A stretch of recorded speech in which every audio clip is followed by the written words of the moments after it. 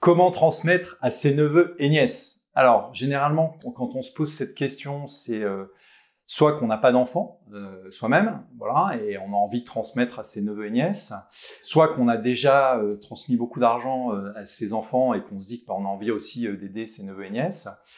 Pour pouvoir le faire, il faut déjà bien comprendre la notion de neveux et nièces. Neveux et nièces, ce sont vos neveux et nièces de votre famille. Ce ne sont pas les neveux et nièces par alliance. C'est très important de l'avoir en tête.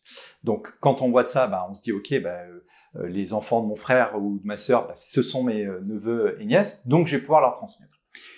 Si vous n'avez pas d'enfants, vous allez pouvoir leur transmettre un don numéraire d'un peu plus de 30 000 € tous les 15 ans, en plus d'un autre don d'environ 7 000 € tous les 15 ans. Donc, vous voyez que vous arrivez sur à peu près 37 000 €, un peu plus de 37 000 €, vous allez pouvoir donner à vos neveux et nièces en franchise d'impôt. Ce qu'il faut savoir, c'est que dès qu'on va dépasser finalement ce montant-là, eh bien, on va être taxé à 55%. Une fiscalité qui est particulièrement lourde et qu'il faut, pourquoi pas, anticiper. Alors, comment on va pouvoir transmettre à ses neveux et nièces de manière finalement un peu optimisée?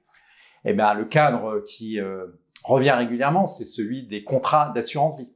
Le contrat d'assurance vie, vous pouvez donner plus de 150 000 € par bénéficiaire, à condition que vous ayez mis cette somme d'argent dans le contrat d'assurance vie avant vos 70 ans.